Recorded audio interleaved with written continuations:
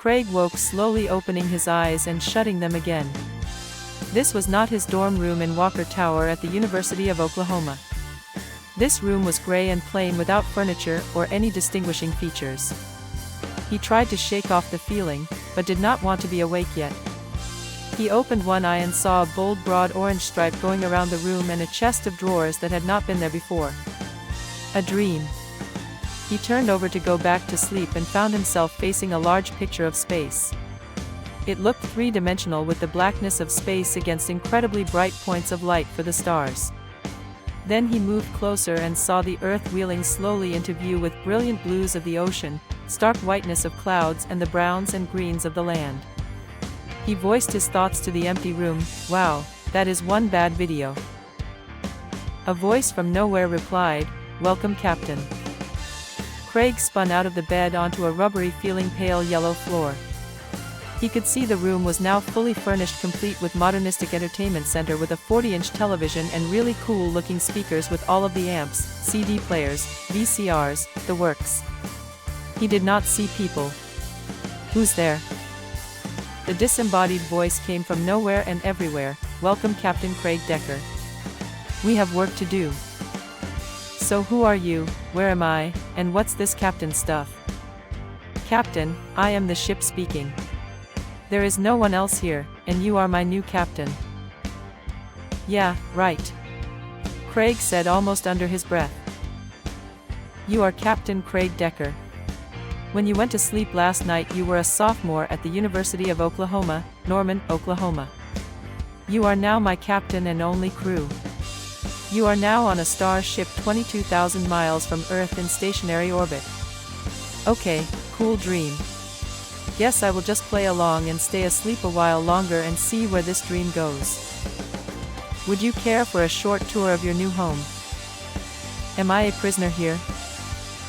"No, you are the most free man in the world.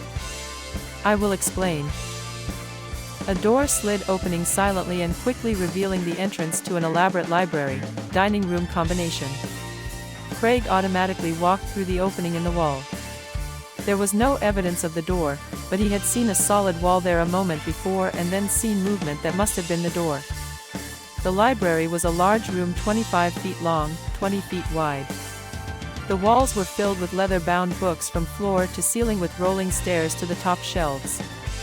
There was a polished wooden dining table with 7 chairs overhung by a large crystal chandelier. "What is this place, and why are you calling me captain?" "You are on a small one-man starship and I selected you as my captain." "Who are you?" "The ship." "You are telling me that you are the computer on the ship? Do you have a name, or do I just call you Ship?" Craig said sarcastically. "Ship will do if I must have a name. I am the entire ship."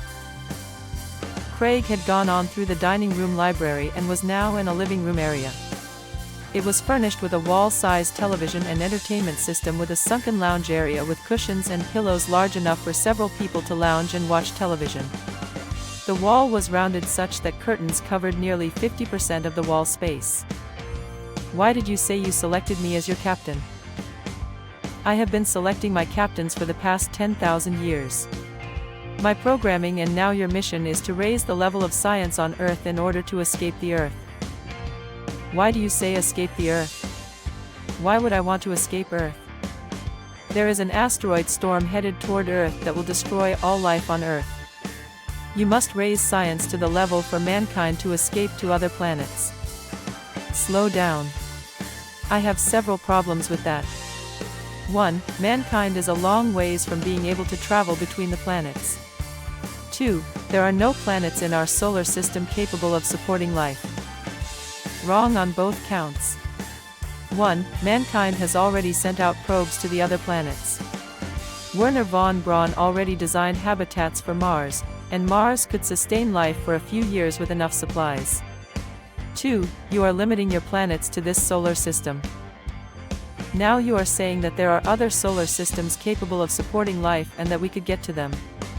How would we find other planets we could live on? How could we travel there with our slow ships? What would we use for fuel and food on the way there? It would take generations to explore and find new planets. Impossible. The curtains slid open and revealed a 180 arc of clear window from floor to ceiling filled with stars, the moon, and the sun. The sun was filtered. Craig stood there in awe of this vista into space. It sent fright and excitement coursing through his body. His thought was that this whole thing was impossible. This is really a cool dream. I'm going to have to remember this one. Okay, Ship, tell me more. Ship said nothing, but another door slid open. Craig walked into a control room. It had a pilot and co-pilot seat with a steering wheel like an aircraft and computer displays and another window into space. A chair like a barber's chair with a woman's hairdryer started to hum.